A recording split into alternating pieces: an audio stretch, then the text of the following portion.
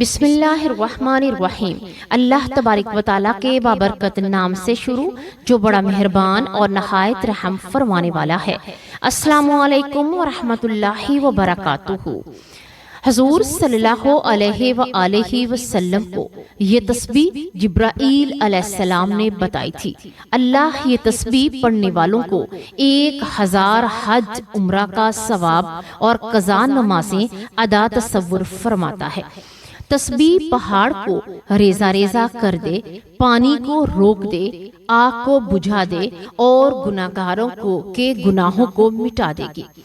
پیارے ناظرین، ایک عظیم راز حضرت جبرائیل علیہ السلام کی بتائی ہوئی وہ خاص دعا رات کا پچھلا پہر تھا۔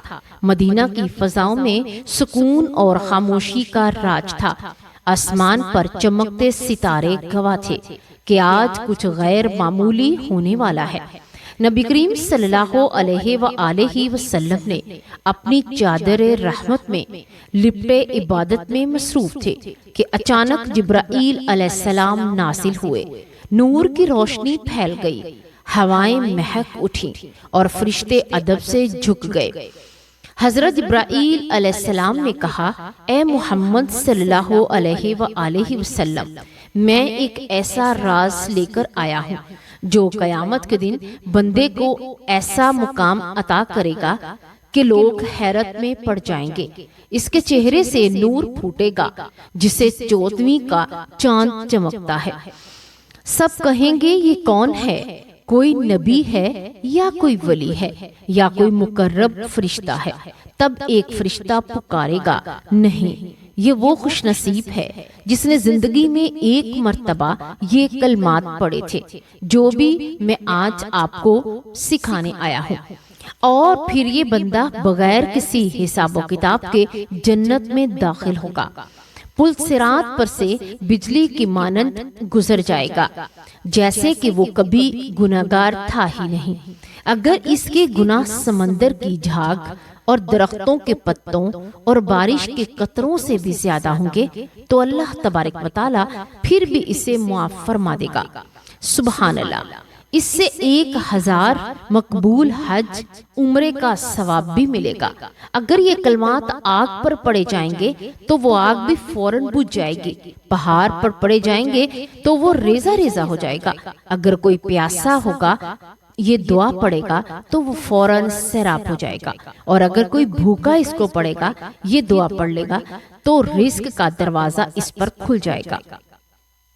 اگر کوئی حافظ قرآن نہ بن سکے تو ان کلمات کے ذریعے اس کے حافظے میں قرآن سما جائے گا، اور وہ مبارک کلمات یہ ہیں کہ پیارے ناظرین، حضرت ابوبکر صدیق رضی اللہ تعالی عنہ ارشاد فرماتے ہیں کہ میں نے یہ کلمات رات میں اور دن میں پڑھے، مجھے وہ شرف نصیب ہوا جو دنیا کی سب سے بڑی دولت ہے بڑھ کر تھا، اور مجھے خواب میں سرکار مدینہ صلی اللہ علیہ وآلہ وسلم کی زیارت کا شرف بھی حاصل ہوا۔ حضرت عمر فاروق رضی اللہ تعالی عنہ فرماتے ہیں، جب بھی میں نے کسی حاجت کے لیے یہ دعا مانگی تو اللہ تبارک و تعالی نے مجھے کبھی بھی مایوس نہیں کیا، میری ہر دعا قبول ہوئی، کبھی بھی رد نہ ہوئی۔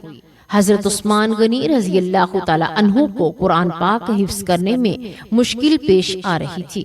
وہ سرکار دو عالم صلی اللہ علیہ وآلہ وسلم میں کوشش کرتا ہوں کہ مگر قرآن مجھے یاد نہیں ہوتا، تو نبی کریم صلی اللہ علیہ وآلہ وسلم نے فرمایا، یہ کلمات پڑھ کر دعا کرو، تمہیں قرآن یاد ہو جائے گا۔ حضرت عثمان غنی رضی اللہ تعالی عنہ نے یہ کلمات پڑھے اور پھر قرآن ان کے سینے میں ایسے اتر گیا کہ جیسے وہ صدیوں سے قرآن کے حافظ ہیں۔ پیارے ناظرین، اگر آپ بھی ان کلمات کے بارے میں جاننا چاہتے ہیں، اگر آپ بھی چاہتے ہیں کہ قیامت کے دن بغیر حساب کے جنت میں داخل ہوں، پیارے ناظرین، اس بات کو واضح کیا جاتا ہے کہ حساب و کتاب بے شک سب کا ہوگا، لیکن اللہ تبارک و تعالی چند ایسے لوگ ہوں گے جو ایسا عمل زندگی میں کریں گے کہ اللہ کو وہ عمل بہت پسند آئے گا، یعنی ان کی نیکی اتنی زیادہ لکھ دی جائے گی کہ اس نیکی کے صدقے اللہ تبارک و تعالی ان کو جنت میں داخل کر دے گا۔ آپ بھی چاہتے ہیں کہ پل صراط سے بجلی کی طرح پار ہو جائیں، اور اگر آپ چاہتے ہیں کہ آپ کی ہر حاجت پوری ہو، ہر مراد پوری ہو، ہر کام میں کامیابی ملے، تو آپ اس ویڈیو کو اینڈ تک ضرور دیکھیے گا۔ آپ کو بھی وہ راز معلوم ہو جائے گا جو حضرت جبرائیل علیہ السلام خود لے کر آئے۔ اور نبی کریم صلی اللہ علیہ وآلہ وسلم نے فرمایا، میری امت میں سے 70,000 افراد اٹھائے گئے جو کہ بغیر حساب و کتاب جنت میں داخل ہو جائیں گے۔ یہ وہ لوگ ہوں گے جو جھاڑ پھونک نہیں کرواتے، بدشگری نہیں لیتے، اللہ پر کامل بھروسہ رکھتے ہیں۔ اور یہ سن کر حضرت عکاشہ رضی اللہ تعالی عنہ نے عرض کیا، یا رسول اللہ صلی اللہ علیہ وآلہ وسلم، دعا کرے کہ میں بھی ان میں سے شامل ہوں۔ تو آپ صلی اللہ علیہ وآلہ وسلم نے فرمایا، تم ان میں شامل ہو۔ پھر ایک اور شخص نے کھڑے ہو کر کہا، یا رسول اللہ، میرے لیے بھی دعا فرما دیں۔ تو آپ صلی اللہ علیہ وآلہ وسلم نے فرمایا، عکاشہ تم سے سبقت لے گیا۔ حشر کا دن سورج سوانیزی پر ہوگا، زمین تانبے کی طرح تپ رہی ہوگی، لوگ پسینے میں ڈوبے ہوں گے، ہر شخص خوف زدہ ہوگا، نہ جانے اس کے اعمال کا فیصلہ کب ہوگا۔ اس ہجوم میں ایک چہرہ چمک رہا ہوگا، نہیں بلکہ لوگ کہہ رہے ہوں گے، یہ کہ ایسا نور ہے جو کہ 14ویں رات کے چاند کی طرح جگمگا رہا ہے۔ لوگ حیران ہوں گے، سرگوشیاں ہو رہی ہوں گی، یہ کوئی نبی ہے، کوئی مقرب فرشتہ ہے، کوئی خوش نصیب ہے۔ تو آپ آسمان سے ایک اعلان ہوگا، یہ وہ بندہ ہے جس نے یہ کلمات جو اللہ کے خاص بندوں کو ان کے نصیب میں لکھے گئے، پھر وہ ہوگا، یعنی اس کے لیے حساب و کتاب میں آسانی ہوگی، پل صراط سے یوں گزر جائے گا جیسے کہ تیز ہوا کا جھونکا گزر گیا۔ اس کے گناہوں کا نام و نشان مٹ جائے گا، اور وہ اس دنیا میں جیسے کہ نیک اور پاک آیا تھا ویسا ہی بن جائے گا۔ اس کے اعمال نامے میں 1000 حج عمرے کا ثواب لکھ دیا جائے گا۔ یہ وہی کلمات ہیں جو کسی بھی پیاسے کو سیراب کر دیتے ہیں، بھوکے کے لیے رزق کے دروازے کھول دیتے ہیں، پہاڑوں کو ریزہ ریزہ کر دیتے ہیں، آگ کو فوراً بجھا دیتے ہیں، حافظ قرآن کو ایسا قرآن یاد کرواتے ہیں کہ اللہ قرآن کے الفاظ اس کے دل پر نقش کروا دیتا ہے اور اسے کبھی بھی نہیں بھولتا۔ حضرت ابوبکر صدیق رضی اللہ تعالی عنہ فرماتے ہیں کہ میں نے یہ کلمات پڑھے اور اس رات خواب میں سرکار دو عالم صلی اللہ علیہ وآلہ وسلم کی زیارت نصیب ہو گئی۔ سبحان اللہ! تو ہر مسلمان چاہتا ہے کہ اسے قرآن پر عبور حاصل ہو اور اس سے پیارے نبی صلی اللہ علیہ وآلہ وسلم کی زیارت نصیب ہو جائے۔ ہر مسلمان چاہتا ہے کہ وہ پیارے نبی کا دیدار کرے، یہاں تک کہ وہ لوگ جو حج اور عمرہ ادا نہیں کر سکتے، یعنی ان میں اتنی استطاعت نہیں کہ اللہ تبارک و تعالیٰ سے روتے ہیں، گڑ گڑا کر دعا مانگتے ہیں، اللہ ہمارے پاس کوئی وسیلہ نہیں، ہم جا کر تیرا در نہیں دیکھ سکتے، نبی کا گھر نہیں دیکھ سکتے، تو پیارے اللہ تو ہمیں خواب میں ہی دکھا دے، ہمیں اللہ کا گھر خواب میں دکھا دے، ہمیں پیارے نبی کا گھر دکھا دے، در دکھا دے، پیارے نبی کو ہمارے خواب میں دکھا دے، آپ صلی اللہ علیہ وآلہ وسلم کی دید کروا دے۔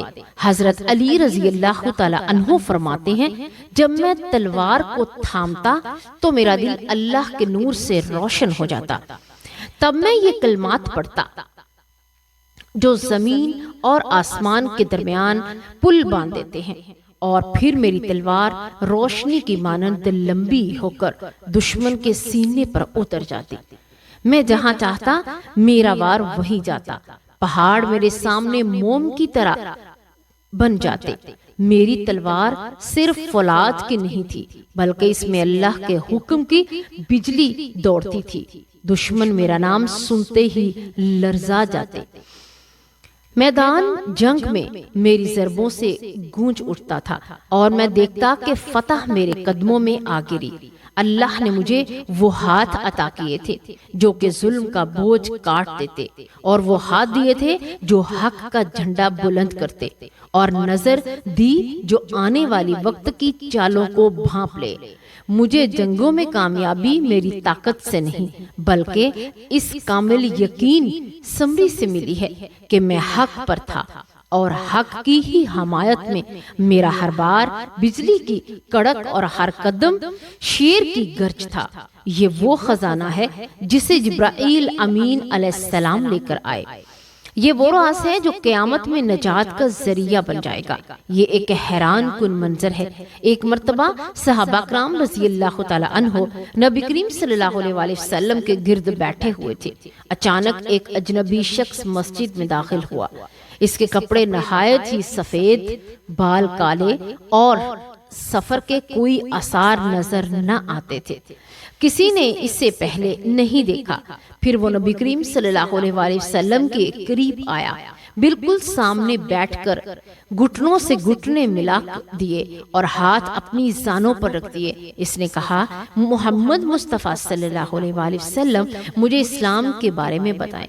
تو رسول اللہ صلی اللہ علیہ وآلہ وسلم نے فرمایا، اسلام یہ ہے کہ تم گواہی دو کہ اللہ کے سوا کوئی معبود نہیں، اور محمد صلی اللہ علیہ وآلہ وسلم اللہ کے رسول ہیں۔ نماز قائم کرو، زکوٰۃ ادا، رمضان کے روزے رکھو، اور استطاعت ہو تو حج کرو۔ اجنبی نے کہا، آپ نے سچ فرمایا۔ وہ حیران تھے، یہ شخص سوال بھی کر رہا ہے اور خود ہی جواب کی تصدیق بھی کر رہا ہے۔ پھر اس نے پوچھا، مجھے ایمان کے بارے میں بتائیں۔ تو آپ صلی اللہ علیہ وآلہ وسلم نے فرمایا، ایمان یہ ہے کہ تم اللہ اور اس کے فرشتوں اور اس کی کتابوں اور اس کے رسولوں، قیامت کے دن اور تقدیر پر ایمان رکھو، چاہے وہ اچھی ہو یا بری۔ اس شخص نے وہی کہا کہ آپ نے سچ فرمایا۔ پھر اس نے پوچھا، مجھے احسان کے بارے میں بتائیں۔ تو رسول اللہ صلی اللہ علیہ وآلہ وسلم نے فرمایا، احسان یہ ہے کہ تم اللہ کی عبادت کرو جیسا کہ تم اسے دیکھ رہے ہو، اور اگر یہ نہ ہو تو کم از کم یہ یقین رکھو کہ وہ تمہیں دیکھ رہا ہے۔ پھر اس اجنبی نے قیامت کی نشانیاں پوچھنی اور کچھ نشانیوں کا ذکر کر کے بعد میں وہ چلا گیا۔ حضرت محمد صلی اللہ علیہ وآلہ وسلم نے صحابہ سے پوچھا، جانتے ہو یہ کون تھا؟ صحابہ نے کہا، اللہ اور اس کا رسول ہی بہتر جانتے ہیں۔ آپ صلی اللہ علیہ وآلہ وسلم نے فرمایا، یہ جبرائیل امین علیہ السلام تھے جو تمہیں تمہارا دین سکھانے آئے تھے۔ نبی کریم صلی اللہ علیہ وآلہ وسلم نے فرمایا، قیامت سے پہلے دجال ظاہر ہوگا جو دنیا کا سب سے بڑا فتنہ ہوگا۔ وہ ایک آنکھ سے کانا ہوگا، اس کی دوسری آنکھیں اوپر کی طرف ابری ہوگی، اور وہ لوگوں کو جنت اور جہنم دکھائے گا، لیکن اس کی جنت اصل میں جہنم ہوگی اور اس کی جہنم اصل میں جنت ہوگی۔ صحابہ حیران ہو کر سن رہے تھے۔ آپ صلی اللہ علیہ وآلہ وسلم نے مزید فرما دیا، وہ زمین میں 40 دن تک رہے گا، لیکن وہ دن اس طرح ہوں گے کہ پہلا دن 1 سال کے برابر، دوسرا دن 1 مہینے کے برابر، تیسرا دن 1 ہفتے کے برابر، اور باقی دن عام دن جیسے ہوں گے۔ صحابہ نے فوراً پوچھا، یا رسول اللہ صلی اللہ علیہ وآلہ وسلم، جو دن 1 سال کے برابر ہوگا اس میں ہم صرف 5 نمازیں پڑھیں گے؟ تو آپ صلی اللہ علیہ وآلہ وسلم نے فرمایا کہ نہیں، بلکہ وقت کا حساب کر کے نماز ادا کرنا ہوگی۔ پھر آپ صلی اللہ علیہ وآلہ وسلم نے فرمایا، دجال پوری زمین پر تیزی سے سفر کرے گا جیسے بادلوں کو ہوا اڑاتی ہے۔ وہ مدینہ اور مکہ میں داخل نہیں ہو سکے گا کیونکہ وہاں فرشتے اس کی حفاظت کریں گے۔ پھر نبی کریم صلی اللہ علیہ وآلہ وسلم نے دجال کے قتل کی خبر بھی سنا دی۔ آپ صلی اللہ علیہ وآلہ وسلم نے فرمایا، حضرت عیسیٰ ابن مریم علیہ السلام دمشق کے مشرق میں سفید مینار پر اتریں گے، ان کے ہاتھوں میں نیزہ ہوگا، وہ درج اسرائیل کے قریب ایک جگہ میں قتل کریں گے۔ ایک رات جب مکہ خاموش تھا، رسول اللہ صلی اللہ علیہ وآلہ وسلم پر وحی کا نزول ہوا تو محمد صلی اللہ علیہ وآلہ وسلم کو آسمانی سفر پر لے جایا گیا۔ حضرت جبرائیل علیہ السلام آپ کو بیت المقدس سے مسجد الاقصی تک لے گئے، جہاں تمام انبیاء نے آپ کے پیچھے نماز ادا کی۔ پھر آپ کا سفر آسمان کی طرف ہوا، پھر آسمان پر حضرت آدم علیہ السلام سے ملاقات ہوئی، دوسرے آسمان پر حضرت یحییٰ علیہ السلام اور حضرت عیسیٰ، تیسرے آسمان پر حضرت یوسف، چوتھے آسمان پر حضرت ادریس، پانچویں آسمان پر حضرت ہارون اور چھٹے آسمان پر حضرت موسیٰ، ساتویں آسمان پر حضرت ابراہیم علیہ السلام سے ملاقات ہوئی جو بیت المعمور کے ساتھ ٹیک لگائے بیٹھے تھے۔ پھر آپ صلی اللہ علیہ وآلہ وسلم کو سدرۃ المنتہا تک لے جایا گیا، جہاں جبرائیل علیہ السلام رک گئے اور کہا، اے محمد صلی اللہ علیہ وآلہ وسلم، اس سے آگے جانے کی مجھے اجازت نہیں، یہاں سے آپ کو اکیلے جانا ہوگا۔ اور پھر اللہ رب العزت سے ملاقات ہوئی، جہاں 50 نمازوں کا حکم ہوا جو بعد میں 5 کر دی گئیں، لیکن ان کا اجر 50 ہی کا رکھا گیا۔ جب نبی کریم صلی اللہ علیہ وآلہ وسلم واپس آئے تو کفار نے مذاق اڑایا، لیکن ابو بکر صدیق رضی اللہ تعالیٰ عنہ نے کہا، اگر محمد صلی اللہ علیہ وآلہ وسلم نے کہا ہے تو یہ سچ ہے، میں اس کی تصدیق کرتا ہوں۔ پیارے ناظرین، حدیث قدسی ہے کہ نبی اکرم صلی اللہ علیہ وآلہ وسلم نے فرمایا، اللہ تبارک و تعالیٰ فرماتا ہے، اے میرے بندو، میں نے اپنے اوپر ظلم کو حرام کیا اور تمہارے درمیان بھی ظلم کو حرام قرار دیا، پس تم ایک دوسرے پر ظلم نہ کرو۔ اے میرے بندو، تم سب بھوکے ہو سوائے اس کے جسے میں کھلاتا ہوں، پس مجھ سے کھانے کا سوال کرو، میں تمہیں کھلاؤں گا۔ اے میرے بندو، تم سب ننگے ہو سوائے اس کے کہ جسے میں پہناتا ہوں، پس مجھ سے لباس مانگو، میں تمہیں پہناؤں گا۔ اے میرے بندو، تم سب گمراہ ہو سوائے اس کے کہ جسے میں نے ہدایت دی، پس مجھ سے ہدایت طلب کرو، میں تمہیں ہدایت دوں گا۔ اے میرے بندو، اگر تم سب کے سب چرند پرند اور جن و انس ایک میدان میں کھڑے ہو کر مجھ سے مانگے اور میں سب کو عطا کروں گا، تو میرے خزانوں میں اتنی بھی کمی نہ ہوگی جتنا کہ سمندر میں سوئی ڈبونے سے پانی کم ہوتا ہے۔ پیارے ناظرین، نبی کریم صلی اللہ علیہ وآلہ وسلم نے فرمایا، کیا تم جانتے ہو کہ مفلس کون ہے؟ صحابہ نے عرض کیا کہ ہم بھی مفلس ہیں، جس کے پاس نہ درہم نہ مال۔ حضرت محمد صلی اللہ علیہ وآلہ وسلم نے فرمایا کہ میری امت کا مفلس وہ شخص ہے جو قیامت کے دن نماز، روزہ، زکوٰۃ لے کر آئے گا، لیکن اس نے کسی کو گالی دی ہوگی، کسی پر تہمت لگائی ہوگی، کسی کا مال کھایا ہوگا اور کسی کا خون بہایا ہوگا، کسی کو مارا ہوگا۔ ہمیں بس اس کی نیکیاں ان لوگوں میں بانٹی جائیں گی۔ اگر اس کی نیکیاں ختم ہو گئی اور حقوق باقی رہے تو ان لوگوں کے گناہ اس میں ڈال دیے جائیں گے اور پھر اسے جہنم میں ڈال دیا جائے گا۔ نبی کریم صلی اللہ علیہ وآلہ وسلم نے فرمایا، بنی اسرائیل میں 3 شخص تھے، ایک کوڑی، دوسرا گنجا اور تیسرا نابینا۔ اللہ تعالیٰ نے انہیں آزمانا چاہا، بس ان کے پاس ایک فرشتہ آیا۔ سب سے پہلے کوڑی کے پاس آیا، پوچھا تمہیں کیا چیز سب سے زیادہ پسند ہے؟ تو اس نے جواب دیا، مجھے اچھا رنگ اور اچھی جلد، تاکہ لوگ مجھ سے نفرت نہ کریں۔ فرشتے نے اس پر ہاتھ پھیرا اور وہ خوبصورت ہو گیا۔ پھر پوچھا تمہیں کون سا مال پسند ہے؟ اس نے کہا اونٹ، بس اسے حاملہ اونٹنی دے دی گئی۔ پھر گنجے کے پاس آیا اور پوچھا تمہیں کیا پسند ہے؟ اس نے کہا اچھے بال، تاکہ لوگ مجھ سے نفرت نہ کریں۔ فرشتے نے اس پر ہاتھ پھیرا تو وہ خوبصورت ہو گیا اور پھر پوچھا تمہیں کون سا مال پسند ہے؟ اس نے کہا گائے، پھر اسے حاملہ گائے دے دی گئی۔ پھر نبینا کے پاس آیا اور پوچھا تمہیں کیا پسند ہے؟ اس نے کہا کہ اللہ مجھے بینائی عطا کر دے تاکہ میں لوگوں کو دیکھ سکوں۔ فرشتے نے اس پر ہاتھ پھیرا تو وہ نابینا ٹھیک ہو گیا، یعنی اسے نظر آنے لگا۔ پھر پوچھا تمہیں کون سا مال پسند ہے؟ اس نے کہا بکری۔ پس اسے حاملہ بکری دے دی گئی۔ یہ سب جانور بڑھتے گئے یہاں تک کہ ان کے پاس وادیاں بھر گئیں۔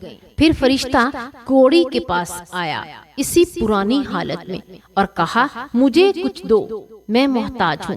اس نے کہا یہ سب میرا آبائی مال ہے۔ فرشتے نے کہا اگر تم جھوٹے ہو تو اللہ تمہیں پہلے جیسا کر دے۔ پھر گنجے کے پاس آیا، اس نے پھر انکار کیا تو دعا دی کہ اللہ تجھے پہلے جیسا کر دے۔ پھر نابینا کے پاس آیا تو کہا کہ میں مسکین ہوں، مسافر ہوں، مجھے کچھ دے دو۔ اس نے کہا یہ سب مال اللہ کا دیا ہوا ہے، جتنا چاہے لے لو۔ فرشتے نے کہا اپنا مال اپنے پاس رکھو، یہ محض ایک آزمائش تھی، اللہ تجھ سے راضی ہو گیا اور تیرے ساتھیوں سے ناراض ہو گیا۔ ایک عظیم راز حضرت جبرائیل علیہ السلام کی بتائی ہوئی وہ خاص دعا جو بابرکت کلمات ہیں، اللہ تبارک و تعالیٰ کو وہ بہت پسند ہیں۔ پیارے ناظرین، وہ کلمات ہیں لا الہ الا اللہ وحدہ لا شریک لہ لہ الملک ولہ الحمد وہو علی کل شیء قدیر۔ پیارے ناظرین، آپ نے یہ سب سے پہلے درود پاک پڑھنا ہے۔ اگر کوئی بھی آپ دعا مانگیں گے، کوئی بھی اللہ تبارک و تعالیٰ سے اپنی مراد پوری کروانا چاہتے ہیں تو آپ سب سے پہلے درود پاک پڑھیں، درود ابراہیمی کا نذرانہ پیش کیجئے۔ اس کے بعد آپ اپنے اذکار والی جو بھی کوئی آیات، جو بھی کوئی کلمات ہیں، آپ انہیں پڑھ لیں۔ ایک مرتبہ میرے ساتھ درود ابراہیمی پڑھ لیجئے۔ بسم اللہ الرحمن الرحیم۔ اللہم صلی علی محمد وعلی آل محمد کما صلیت علی ابراہیم وعلی آل ابراہیم انک حمید مجید۔ اللہم بارک علی محمد وعلی آل محمد کما بارکت علی ابراہیم وعلی آل ابراہیم انک حمید مجید۔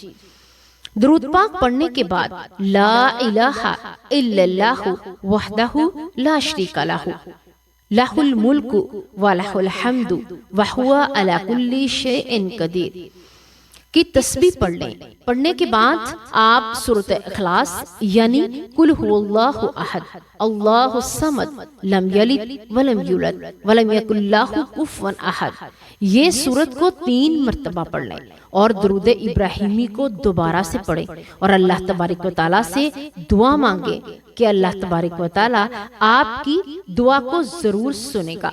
اس تسبیح کی پڑھنے کے لیے کوئی بھی وقت مقرر نہیں، آپ جب بھی اٹھتے، بیٹھتے، چلتے، پھرتے یا کسی بھی نماز کے بعد اس تسبیح کو پڑھ سکتے ہیں۔ اللہ تبارک و تعالیٰ آپ کی دعا کو ضرور سنیں گے۔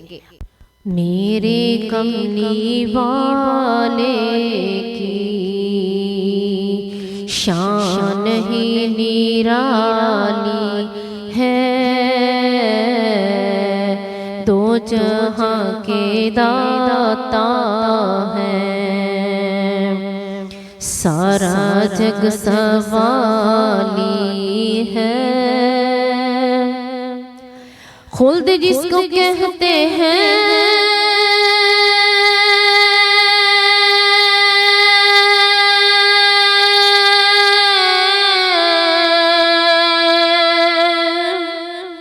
میری دیکھی بالی ہے، خلد جس کو کہتے ہیں، میری دیکھی بالی ہے، سبز سبز گنبد ہے اور سونہری جالی ہے، سبز سبز گنبد ہے اور سنہری جالی ہے،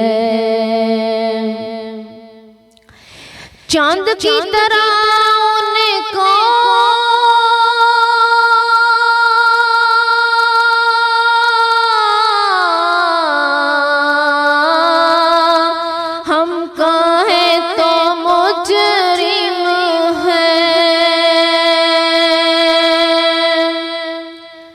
چاند کی طرح ان کو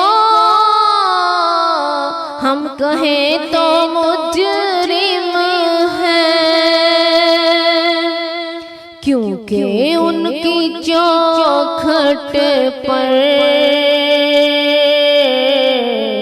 چاند خود سوالی ہے،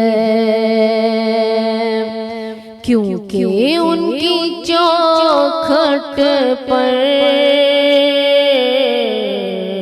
چاند خود سوالی ہے۔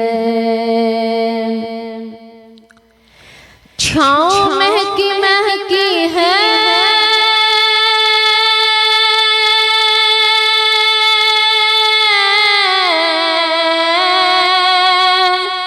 دھوپ ٹھنڈی ٹھنڈی ہے، چھاؤں مہکی مہکی ہے، دھوپ ٹھنڈی ٹھنڈی ہے، شہر مصطفیٰ تیری ہر بات ہی نرالی ہے، شہر مصطفیٰ تیری ہر بات ہی نرالی ہے۔ وہ بلال حبشی ہو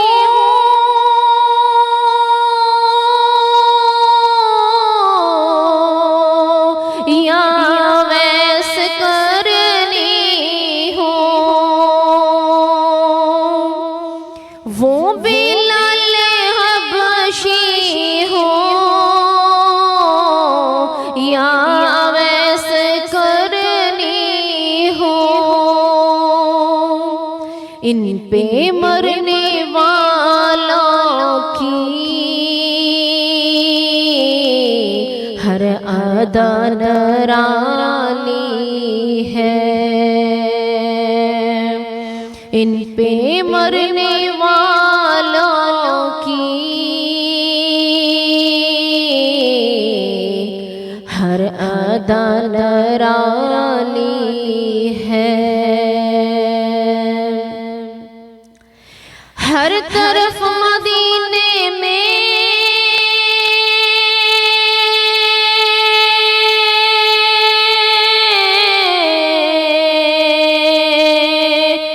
بھیڑ ہے فقیروں کی، ہر طرف مدینے میں بھیڑ ہے فقیروں کی، ایک دینے والا ہے کل جہاں سوالی ہے، ایک دینے والا ہے کل جہاں سوالی ہے۔ ہم گناہگاروں کو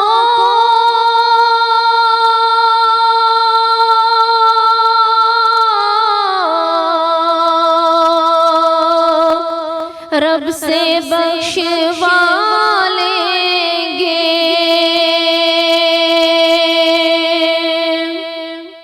ہم گناہگاروں کو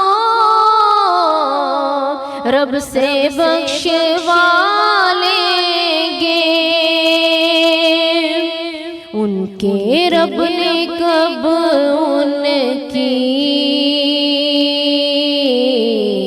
کوئی بات بھی ٹالی ہے، ان کے رب نے کب ان کی کوئی بات بھی ٹالی